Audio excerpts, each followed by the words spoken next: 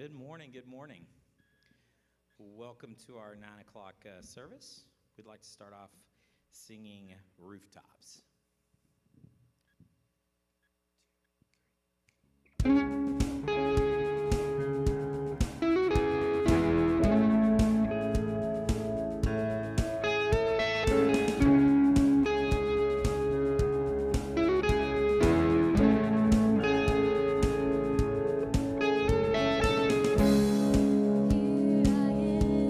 For you, falling in love and seeking your truth.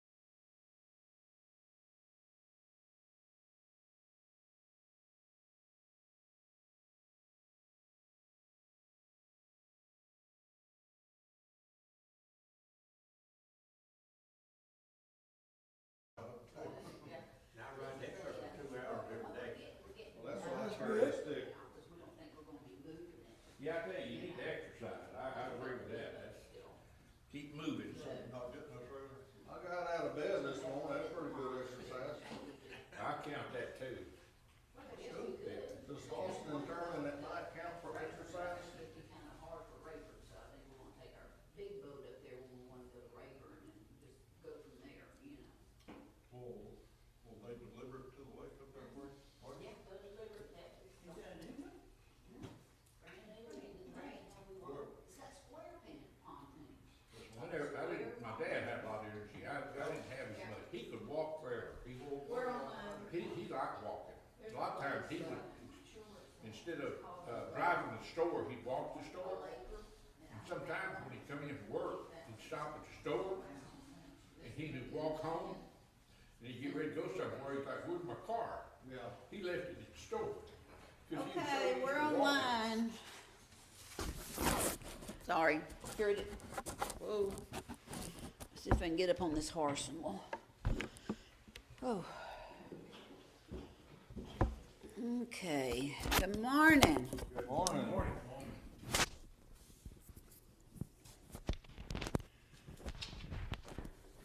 Oh, I need my phone.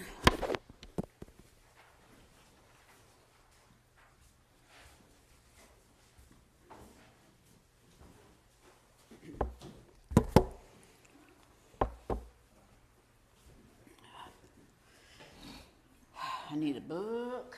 Man, I'm not prepared. So if you Look leave at it, it. that means it's always on, do I have to turn it on if I talk? You don't have to turn it on? It should be on. Huh? Is it always on? You don't have to turn it on? Usually it gets lit up.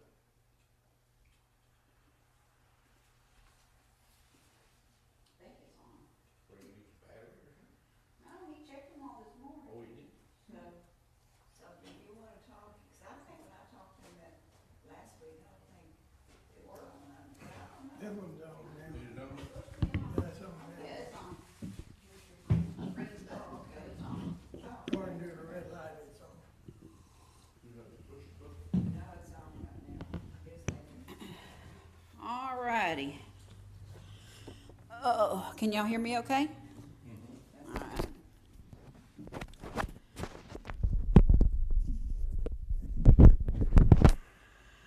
Good morning. We're glad to have everyone join us this morning. Sorry we're running a little bit behind, but we're gonna be here. So we won't have any music today. June's not here, Lee's not here, and I'm not a singer. So unless somebody else wants to sing, we're not having music today. Is the polls open today? The polls, yes, they are open today. I think they start at noon. Really? Yeah. Because So- June's not here. June and Levon are both at the polls. Yeah. And I don't know who else, but I know those two. I know those two, yeah, from here. I'm not sure where everybody else is, but we miss y'all. It's a beautiful day. It was yesterday. Wasn't yesterday gorgeous? The sky was just beautiful. Well, I did get a text from Pat. Oh, yeah? How's she doing?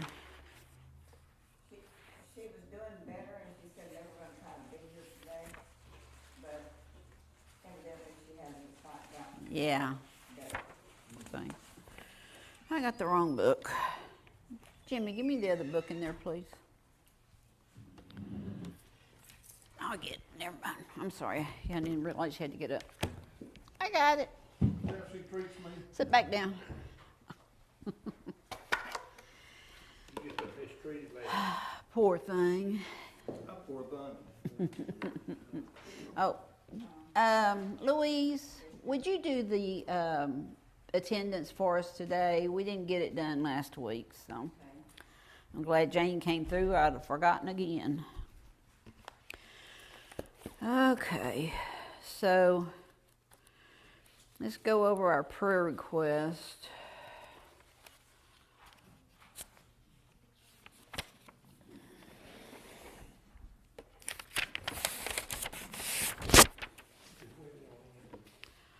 So Nelda Doyle had a fall. She was here last week. I think she's doing okay, but she was pretty banged up on her face.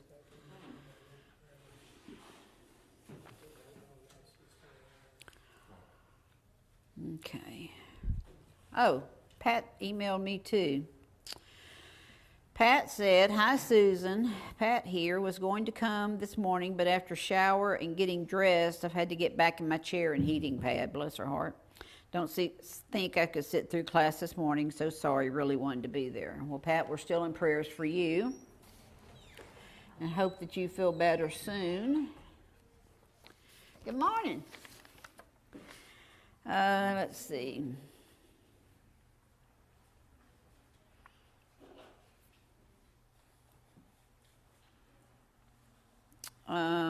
So Linda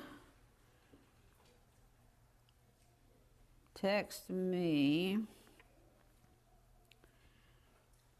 and said that yesterday she had a unit of blood. Linda's in the hospital.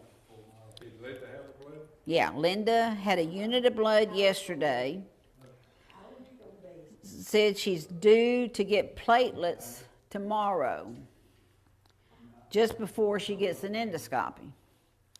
So praying they find the problem and able to fix it. Please ask our class to keep me and the doctors in their prayers. Sure appreciate it and love you all. And then she texted Connie, who sent me this. It says they have me scheduled for endoscopy tomorrow. However, will be up to the hematologist and anesthesiologist if they're able to proceed or not. Made to have blood and platelets before they can do the scope. So going to be a long day and night. Just praying they're able to locate the bleed and fix it. I'm sure ready to be home and may be for a while. Thanks for your prayers. So Linda's definitely not doing good and in need of our prayers as she goes through these treatments and stuff. And I'm assuming she still has that bad toothache, so just be in prayers for her. Anybody else we need to be in prayer for? Well, my cousin, I don't know if that was put on there, Waydale Reynolds. Yeah. Was that put on there? Okay. Yeah, he had a stroke.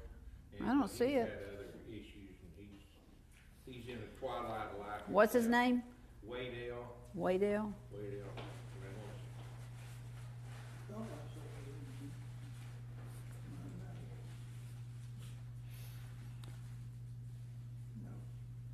Yeah, I didn't see it.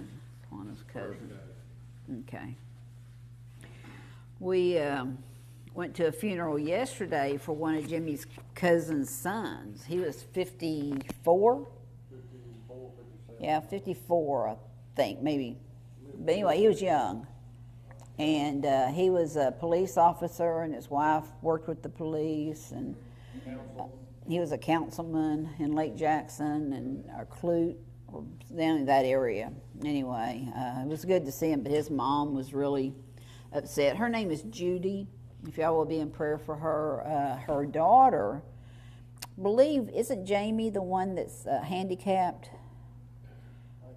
I think she's has special needs and things, and she is in a diabetic coma.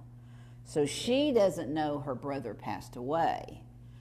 So Judy said she's just dreading when she comes out of it that she has to tell her. So they didn't know each other was sick.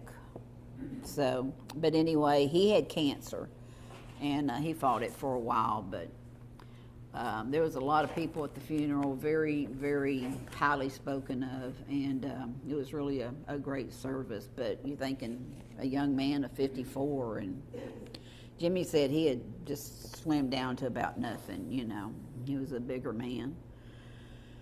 So, but pray for Judy as she's going through a lot right now, and she's got a bad cold, so it's hard.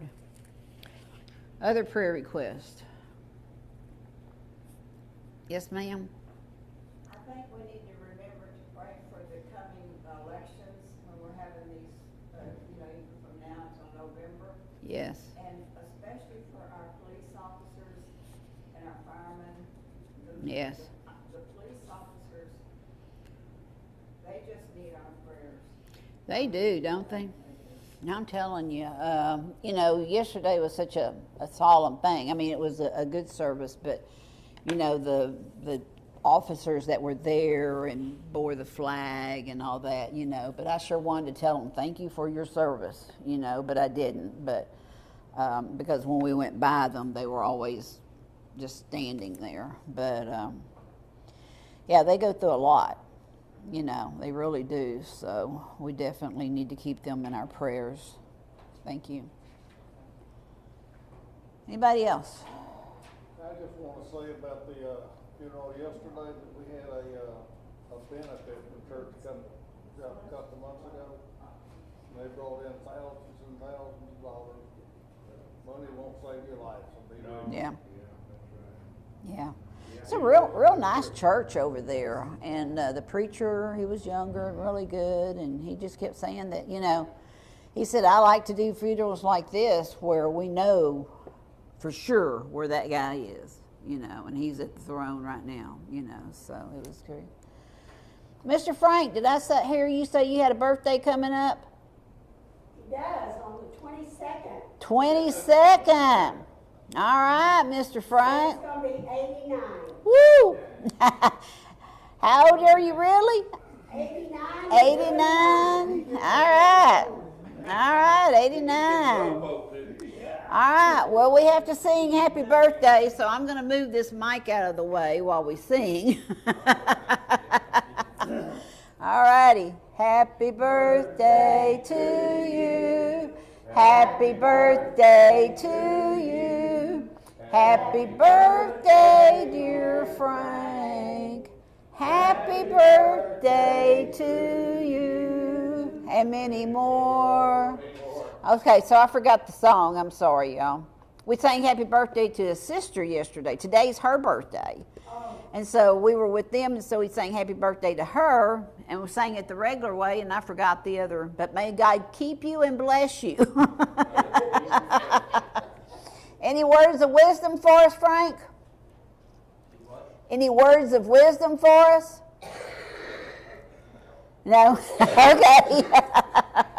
Just keep on trucking along, right? Behave yourself. Yeah. Well, I'm not sure Frank likes that one. But He said he's gonna set his house and go through the farm. Okay. I need someone to look up Matthew 26, 64, please.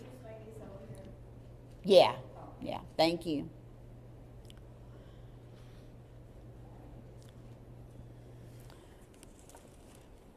And then Kathy or Louise, if one of y'all would like to look up, let's see, what's my other verse? Whew. Matthew 24, 36. It is hot in here. Are y'all hot? It is hot. 24, 36 through 44. What you talking about my last wife? Was hot?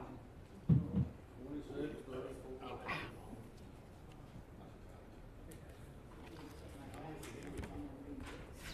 Okay. All right. Were there any more praises or prayer requests? Yes, ma'am? Bring a thank you note, but I appreciate everybody's prayers and concerns and the loss of our sister, Jody. Yeah. So her husband right now, Howell, Ronald's youngest brother, of course, he's going through a trying time. Yeah. But all the prayers are so much appreciated, and the cards. Okay. Yeah. And I'd like to echo that for whenever I had COVID and, all the prayers lifted up on y'all's behalf. I really appreciate it. So I'm getting my smell back. So That's important. I'm telling We you. don't have ours, we can't spell natural gas. That's what Oh, really? Yeah, that is a problem. Yeah. ours gets left When you out. taste food, you're like, I can tell if it's crunchy or, but I'm getting that back too, so that's good. Anybody heard on Ginger? I haven't heard on her recently either. Remember to keep Pat's brother and John Cook's sister, Linda Peters, was in the hospital following a stroke, and they have a brother-in-law, Glenn Peters. I don't know if that's the wife, but he's got metastatic cancer. Carol Breen's friend Peggy, I think Peggy's doing better. I know she's been online with us. Hope to see you again. And just thank all those that are online, and hope that everyone's doing well. And Walt and Bertha and Nelda, I talked to Nelda, and she said that she's doing better, and will probably come next week after she gets her cast off. So, Did I talk to Bertha? I have not talked to Bertha. She come in one Sunday. Yeah.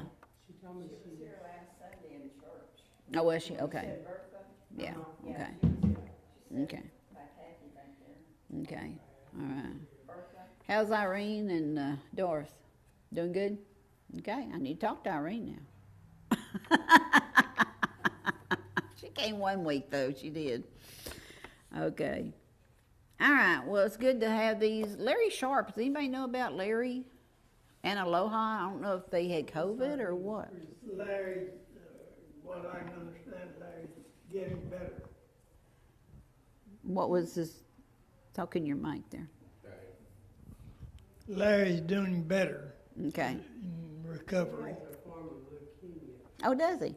along with leukemia, Okay. the other issues that he had. He's doing better according to what the pastor said Wednesday night. Okay. Okay. Good deal. All right. Well, let's go to prayer for these. Jerry, would you mind praying for us, please? Father in heaven, we come to you now, these moments of prayer, praying for the ones that are not here because of illness or family with illness, that they can't be here, and two, that we know of doing jury service today, election service today.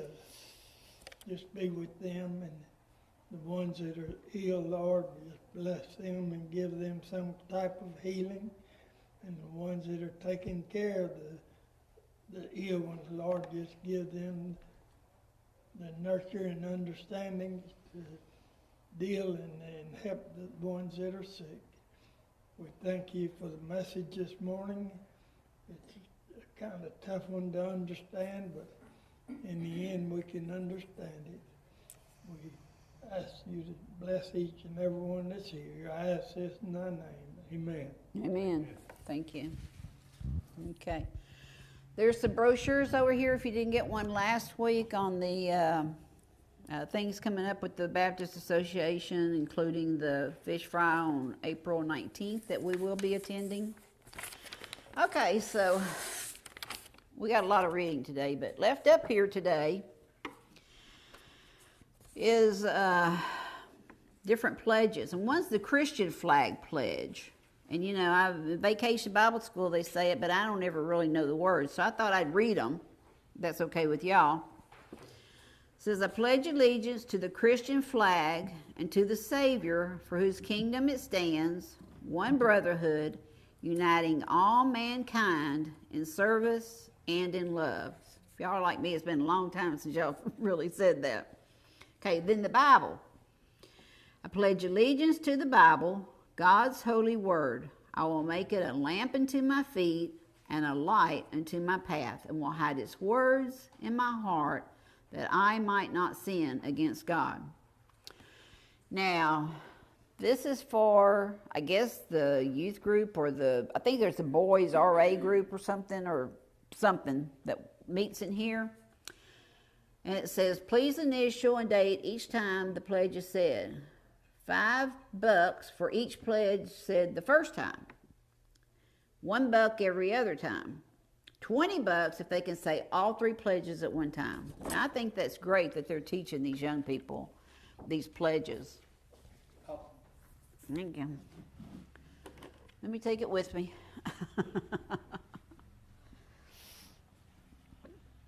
Okay. All right, so last week June led us through the lion's den, Daniel in the lion's den. And today we're actually going back chronologically, I think. I don't remember. No, that was in 4, I think. Excuse me. So we're in Daniel 7 today. And chronologically, chapters 5 and 6 was talked about Belshazzar?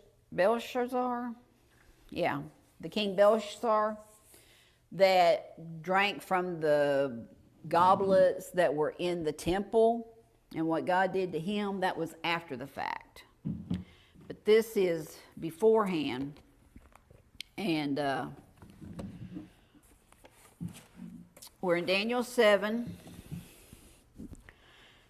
This is around 553 BC. Now, I don't know if y'all all knew this, but in the back of your book is a map showing the Babylonian country and where the Jewish people were taken. So that was pretty interesting, I had noticed. Okay. So this is during King Belshazzar's of Babylon's first year. And so Daniel has a vision that he writes down. Has anybody ever woken up in the middle of the night and you're thinking, oh my gosh, I need to remember this? Do you actually get up and write it down? Sometimes I do, but not all the time. Most of the time I wish I had. It's like, man, what did I think of last night? I've had times I woke up and wished I'd forget it.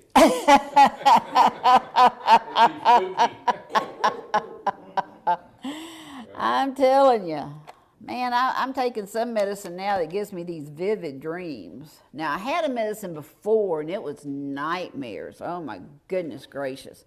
Well, these aren't nightmares, but they're just weird, and they keep going on and on and on. You know, you wake up, it's like, yes, it's like, I'm so glad that's over. My goodness gracious. But, all right, so we're in Daniel 7:1.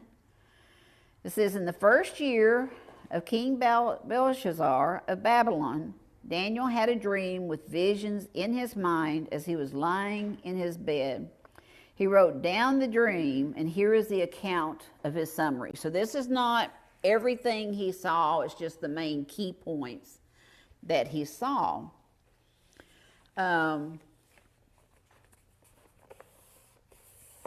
You know, anybody ever dream that comes true, or you dream something and you're like, you know, Or something you think, happens yes. and you think, that's happened to me Yes, before. yes, you see And a then you certain think, oh, it instance. wasn't a dream. Yes, that's weird, isn't it? You feel like, oh my goodness, you know, that exact thing happened. Because when you're dreaming, it's like, I'm never going to have a dog like that or whatever, you know, and then, oh, there's that dog. And that was that dream. So he has visions. Verses, and remember, Daniel was the one that would interpret visions, but he had to ask in all these visions that he had, what's the meaning of all this? So verses 2 through 6, this is a long read. It says, Daniel said, in my vision at night, I was watching. And that means, it says the word, when he says he was watching, okay, I underlined this. Where'd I put it? Over here. It means intentional, that he's thinking back or he's looking at something, and so he's watching. And it says, suddenly the four winds of heaven stirred up the great sea. And I'm just going to kind of talk while I'm reading it, otherwise I'm going to have to go back and read it all again. So I said this is probably the Mediterranean Sea, because that's the sea that Daniel would know about, and that would be the biggest sea that he knew of. And it says, when it says something from the four winds, or the four winds of heaven stirred up the great sea, that means it's like all of the earth. It's not just a particular area, but it's from everywhere, and they call them the four winds sometimes. 4 huge beasts came up from the sea, each different from the other. The first was like a lion, but had eagle's wings. Now this says, when they say like, when all these prophets are having these visions or God's giving them something, I mean, can you imagine what it would be like to trying to describe this? So it's like they just put it in the terms best that we can understand. So it was like a lion, but it has eagle's wings. And I continued watching until its wings were torn off. It was lifted up from the ground, set on its feet like a man, and given a human mind. And so what the interpreters think this means is that this was, the beast represented an earthly kingdom because it had a human mind. It said the interpreters think it's the lion of the kingdom of Babylon, like Nebuchadnezzar. He was powerful, lion's powerful. Eagle's wing probably denote the great sovereignty over the area, but they were torn off. Remember in Nebuchadnezzar's life, he had, spent, 7 years or something as an animal, and then perhaps Belshazzar, who in verses 5 and 6, his life was terminated because of things he had done wrong. So you might be over a bunch of stuff, but it's going to come to an end. Every king, every president, everybody's, that rule is going to end. Even, oh man, I forgot the Russian's name, Putin. They're all going to end. They are not in the Bible, But the King James Version says it was given a man's heart. You know what? I had read that somewhere. But sometimes the heart and mind are connected. So it doesn't explain that in here. I looked for it. It didn't explain it. But I did read that somewhere, I think, where it was the heart. Well, that would be humanizing something. Yes, humanizing it, yes. If it was given a human heart, means it would be able to think, regardless of I guess, if it's the heart or the mind, it still had something that was able to think. And then suddenly, in verse 5, another beast appeared, a second one that looked like a bear. It was raised up on one side with 3 ribs in its mouth between its teeth. It was told, "Get up, gorge yourself on flesh."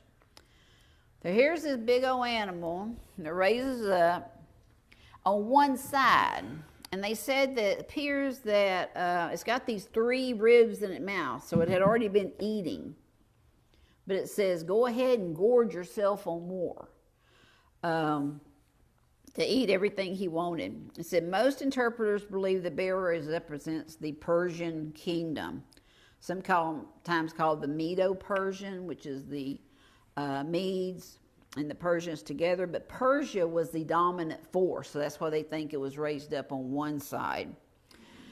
The 3 ribs allude to Babylon, Egypt, and Lydia, other quests of the Persians, so conquest. Okay, so then on verse 6, after this, while I was watching, suddenly another beast appeared. It was like a leopard with 4 wings of a bird on its back. It had 4 heads, and it was given dominion. Okay, so now you've had the 2, the lion with the eagle's wings, and now you've had the beast that was like a bear, and now this one's a leopard with 4 wings. These are the 3 beasts. 4 wings of a bird on its back. It had 4 heads and was given dominion. It says most interpreters believe that that's the Alexander the Great of the Greek Empire. It says the 4 heads or the wings probably describe the 4 generals that once he died, they divided Alexander's kingdom into 4 different units. It says people should not place their ultimate hope in the kingdoms or rulers of the earth. The beast Daniel saw frightened him, yet they only ruled by God's authority. God, it states in the Bible, no one And sometimes we might not agree with this or might think, what was he thinking? But God's got his plan. But it's like no king or anyone in authority is given without the God ordaining it, in other words, or saying, okay, that's who's going to be in charge. Because God knows what's going to happen, right? He knows everything they're going to do. It says we should respect our leaders, but also recognize God guides them, whether they realize it or not. God's in control here. So no matter what we hear on the news, no matter what's happening, we know that God's in control and that we just submit to him. That's all we can do, right? We can pray for these people in these wars. We can pray for everyone, but all we can do, that's about it. So. Okay. Make sure I hadn't gotten anything. Okay.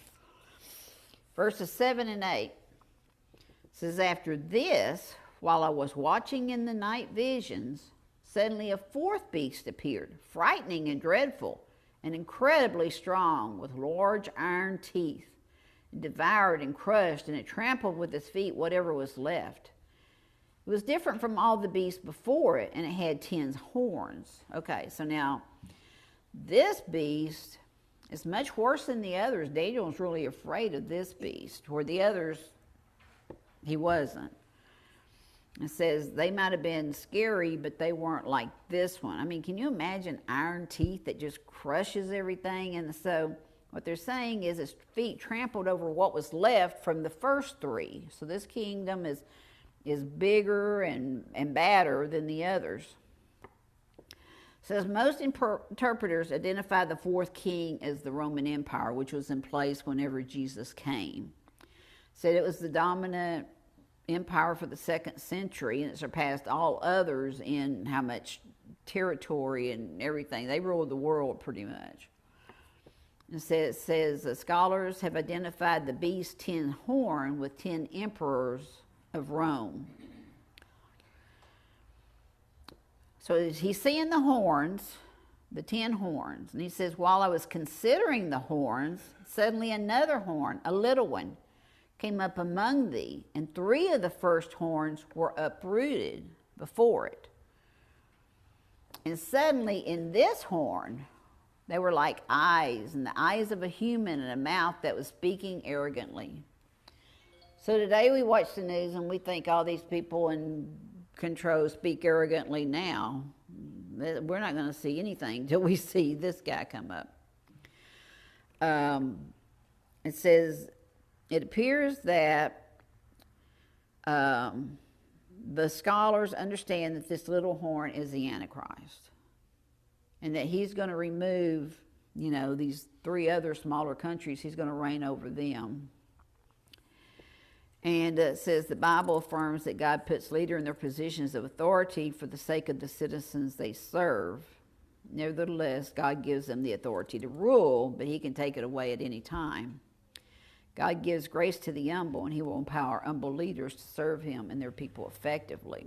But we have people that are not humble and that are not, concerned that much about citizens. We see that whenever, they bomb things that our children are in schools and things. It's just horrific. And then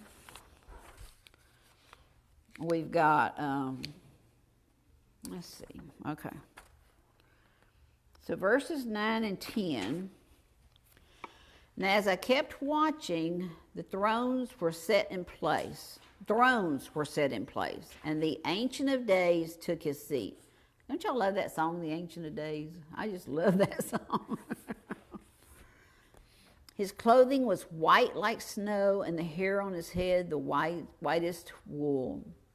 His throne was flaming fire, its wheels were blazing fire. A river of fire was flowing, coming out from his presence. Okay. So, Ancient of Days says that in Isaiah 9 through 6, he's referred to as the Eternal Father. Father of eternity. And then there's two descriptions about his clothing was white as snow, which means purity. And then the hair of his head was like whitest wool, which was age and wisdom. And he is eternal and has supreme authority. As far as the fire, it says it denotes a dazzling appearance. You know, when you see fire, it's kind of hard to ignore it, right? And then it says flaming fire denotes dazzling appearance, but also represents the purity of God's judgment. And it says the wheels were blazing. Remember when we were studying Ezekiel, he saw these wheels that were in his visions. And now these wheels were blazing as maybe a worldwide judgment. It says many interpreters identify the fire with God's judgment, or perhaps a refiner's fire that purified all who came through it. And then it says a river of fire was flowing, coming from his presence. Thousands upon thousands served him. These are the angels that are serving. And 10,000 times 10,000 stood before him. The court was convened and the books were open. So remember whenever Moses and that generation, they would submit their sacrifices by fire, and God came to him in a fiery bush. And so God's used fire throughout the history that we know of. But it also came whenever Nadab and Abihu, who were Aaron's sons, and they were presenting sacrifices that he did not tell them to present in that way. I'm not sure what they were doing it, but they were doing it wrong. And Aaron told them, you cannot do that, and God just consumed them up, and they were gone in fire. So, it says Paul described God's coming judgment as a day of fire. When believers' work they did for themselves would burn up, and only their work on behalf of God would remain. And then the subjects are the thousands upon thousands. It says the people gathered before him in the majestic throne, the tens of thousands times tens of thousands. That's a lot of people. I mean, I can't even imagine how many people that is, you know. I mean, I don't know how many people go to the Super Bowl and stuff, but, you know. We're talking a lot of people. I mean, I don't know what 10,000 times 10,000 is. Is it like millions, I guess? That's a lot of people. It's a lot of people. A lot of people. A lot of people. And then Daniel starts saying, okay, now this is legalistic terms. He said the court was convened. You know, and we hear about the judgment day and everything, but we don't really think about actually being a court, you know. And he says court was convened. And the books were open, which is, you know, refers to the ultimate judgment and the opening of the book of life. So, you know, even back in Daniel's day in 553 BC, Daniel's telling us about the coming of Christ down the road. And then verses 11 through 14, we may get through early today. There's not a lot to talk about with this. I mean, if y'all have anything, tell us. Me of John in the book of Revelation. Mm-hmm. You know, a lot of it. Yeah. He described what he's seen. And Right. It is. This is the prophecy of it. Yeah, you're right. Yeah, when John was telling and writing in Revelations, this was the prophecy of it. And there is a lot of correlation between the two. You know, and Daniel, he's confused by all this. He really wants to know, and I don't know if we get into it, but he asks, what does all this mean, you know, at the end? He wants to know what is going on and what does this mean. So verses 11 through 12. I'm sorry, through 14. Excuse me. I watched then because of the sound of the arrogant words the horn was speaking. So now we're going to have this judgment, and here's this arrogant horn just talking. And probably blaspheme against God, his arrogant words that he was better than or whatever. Because remember, this one had eyes and things as the Antichrist that the others did not have. And as I continued watching, the beast was killed and its body destroyed and given over to the burning fire. As for the rest of the beast, their dominion was removed, but an extension of life was granted to them for a certain period of time. So they're saying here that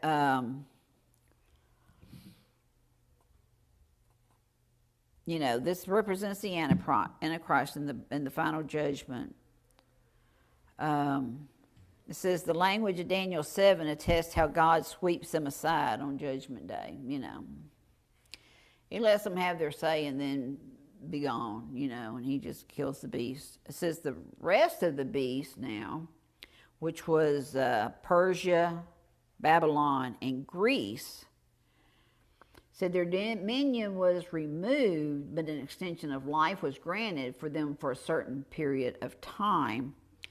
This probably means that their ancestors and stuff followed on, but they did not rule. So now, verse 13, I continued watching in the night visions, and suddenly one like a son of man was coming with the heavens in the cloud. I just love that. This goes back to Matthew 24:64. Who's got that? 64? Yeah, 26:64. Kathy, do you have that? I have Matthew 24. I don't see 64. I'm sorry, it's 26:64. My bad. Okay, 26:64. Yeah, Okay.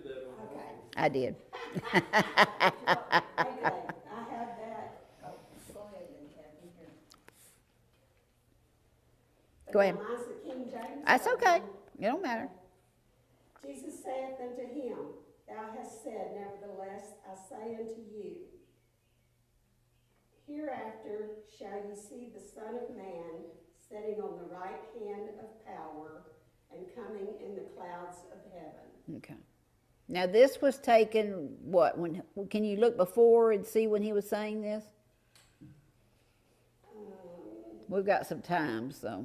Jesus was peace and high peace.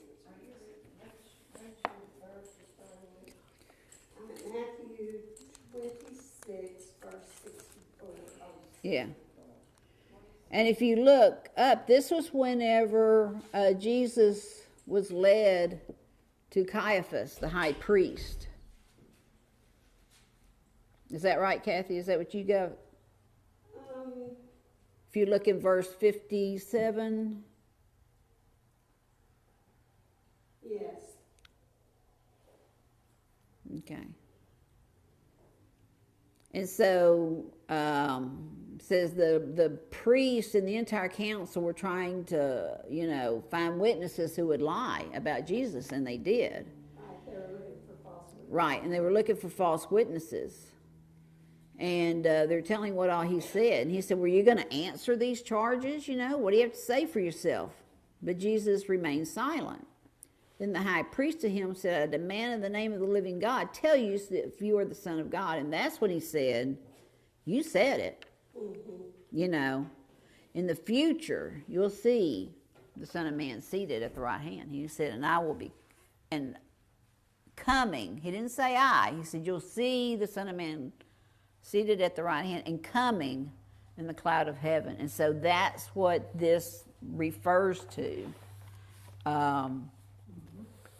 And it said that they considered that blasphemy, and that's what condemned him, when he said those words right there. And that's what this, it all refers back. It's you know, back in 553 BC again, you know. They're talking about this and what's going to happen years in the future. You know, I mean, this vision was 500 plus years way before Christ ever came and was born. So much less coming back in the later times.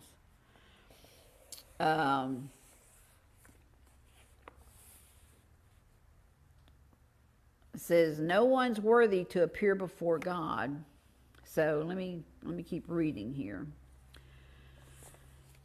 So I continued watching. I'm not sure where I'm at. I'm going to read 13 again. I continued watching in the night visions, and suddenly one like a son of man coming with the clouds of heaven. He approached the Ancient of Days and was escorted before him. He was given dominion over glory, he was given dominion and glory and a kingdom, so that those of every people, nation, and language should serve him. His dominion is an everlasting dominion that will not pass away, and his kingdom is one that will not be destroyed. It says dominion refers to ruling. Glory describes the honor that comes with the position, and Daniel described the vastness. It's everyone, every person, not just the Persians, not just the Babylonians, not just the Jewish, every person. Quana? Yeah, I'd like to comment on dreams that you were asking a while ago. Did anybody have any? I have a lot of opinions about dreams. I've thought a great deal about it. Mm-hmm. And I've asked a lot of people, do they know the difference between dreams and reality? Have you ever thought about it? Whether you know the difference between dreams and reality? I would venture to say that you don't. Now, you do 80% of your dreams, you probably do, because they're pretty bizarre. But there's probably 20% of your dreams that you don't know the difference. Somebody may say something bad about you. They may take something from you that you remember that didn't happen. It's a dream. I mean, I've experienced it. I know. I've thought about it. In one particular case, I remember vividly a good friend of mine in school walking across the schoolyard, and something he did. And then as I think back on it years later, I mean, I remember this distinctly. So I think back on it, and that's out of character for him. He wouldn't have done that. So I went and asked him some years back. I mean, this was years ago. And I asked him, I said, did you do that? And he said, no. And I said, I didn't think you did. It was out of character. Yeah. But I remember that vividly. Yeah. It had to have been a dream. Yeah. And I know of other experiences where people, what it is subtle things. You may dream that somebody took something from you, and you have anger against them, or you remember when somebody done something bad to you that might be a dream. So that's where we have to be real careful what we remember. You know, when you're thinking back and say, yeah, oh, so-and-so, he said something bad about me, or he did something to me, you have to be careful about that. And then, two, I don't think you can interpret it somebody else's dream. And dreams do reflect what you're doing. Yeah. Absolutely, it reflects what you're doing. But it's so mixed up until you can't sort it out, you know. And I think it's dangerous to try to interpret dreams. You know, if somebody says, well, I had this bad dream, and I'm going to try to figure it out, I don't think you should do that because it's misleading. No. Yeah. But anyway, that's, and people need to really watch what they remember. Because it may or it may not be so. Yeah, that's a good point. My comment on it. I know, okay, that thought flew away, so I guess I won't talk about that one. But I have a friend that when she dreams of snakes, someone dies. You know, it's usually like, but I don't like snake dreams. I've had those. Mine. Used to wake me up at night. Mm-hmm. Jerry, quit fighting. Said you're hanging doors and you're fighting your job. Quit fighting. Yeah. I mean, that was ongoing thing. Yeah, I had the same dream over and over and over and over and over for a long time. It was about a contract, and it was between me and Satan. And I was a purchasing manager, so we had contracts all the time, and I guess that's why I was thinking about a contract. But he kept just wanting me to sign this contract. I'm like, I'm not signing that, you know. But I had that dream forever. Finally, it went away. But it was just reoccurring. Have you ever had a dream and wake up and then you're wondering what happened and try to go back and say, see if you can remember? Yes. Try to continue that dream. You want to finish it. Yeah. I want to finish that one. That's right. That was a good one. Yeah. Exactly. I was not sleeping for a little bit, especially when I had the COVID. And I would get up and watch a TV show. And one time I was watching, not the old Fixer Upper, but the newer Fixer Upper and Magnolia and what they were all doing and stuff. And at the silos and Waco, and they had gotten new. Kathy, you went there, didn't you? And they had gotten a new church. Did you see all that? Did you see the church and the church bell and stuff? Anyway, they've added on to their property, so they've got a whole big old block. But they moved a church in and restored it, and they've got a bell and everything. So that night I had a dream about, I went to Magnolia, and Jimmy and I had gone, and we were thinking about a time when we were there before, and we had stayed with other couples in the same house, and their place was the Joanna and Chip. We're not far behind, and we had gone over to their place and stuff, you know, but you couldn't do that now, and they had even come over and talked to us, and I was remembering back when, instead of being in the now of that dream. It was just really bizarre. And then another time, Patrick was telling me he watched something on TV late at night, and then that's what he was dreaming about, Tricia Yearwood's Country Kitchen or something, so, and he was cooking for her. So, you know, anybody that says what we watch is, you know, it gets into our mind later. But, you know, Daniel is like, he's seeing the Son of Man or Jesus being escorted before God. You know, these beasts were you know, destroyed by God. But here's the Son of Man that is escorted before him and sits at his right hand. And, you know, and then he's given dominion over everything. And then it says, did I read 14? Let me read that again. He was given dominion and glory and a kingdom, so that every people, nation, and language should serve him. His dominion is an everlasting dominion that will not pass away. His kingdom is one that will not be destroyed. It says, you know, Daniel saw the other 4 empires, and the last one with the Antichrist, that was very scary and everything, but they were all removed. There was just you know, he was defeated. It says, believers can have confidence in the face of trial and even at the hands of earthly rulers when they recognize that God's rule will last for eternity. It says, those who rule kingdoms and nations do so only because God's given them authority. He will choose when their rule ends. God's kingdom is eternal. His rule is perfect and will reign with forever, and that day is coming closer. And it says, we don't know if this is, you know, when Jesus came for the first time, when the second coming, we don't know. I think it's kind of more the second coming, because coming on the clouds, you know, that's what I think of. That's the second coming, and then, or when he rules for the final coming. We don't know what this refers to, but we just know it's going to happen and it's coming closer.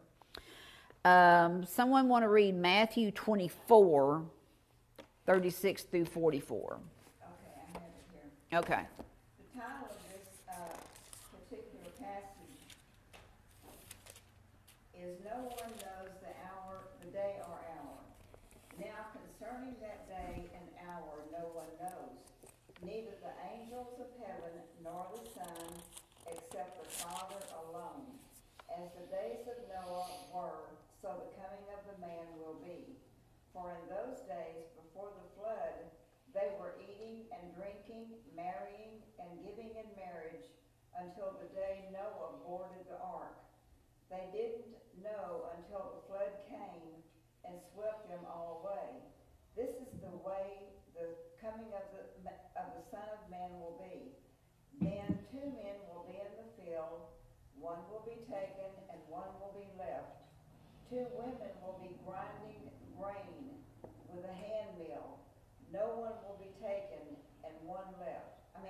One will be taken and one left. Therefore, be alert, since you don't know what day your Lord is coming. But know this, if the homeowner had known what time the thief was coming, he would have stayed alert and not let his house be broken into. This is why you are also to be ready, because the Son of Man is coming at an hour that you do not expect. We don't know. Remember, it also talked about the, I think, 10 virgins or something, or the bridesmaids or something that went, and they were watching, and some of them didn't have enough oil in their lantern or whatever, and so, you know, they wouldn't. One of the things at the funeral yesterday, I mean, we're right there in the cemetery. I mean, Jimmy's uncle and aunt, I guess, and all, they were right there where he was, you know, they placed him. And then they just lowered him in the ground right there. So you're standing amongst the people. And he said, you know, this seems all kind of quiet now and everything. He said, but there will be a time when these graves will be alive and the people will just rise out of them before the people on earth are taken.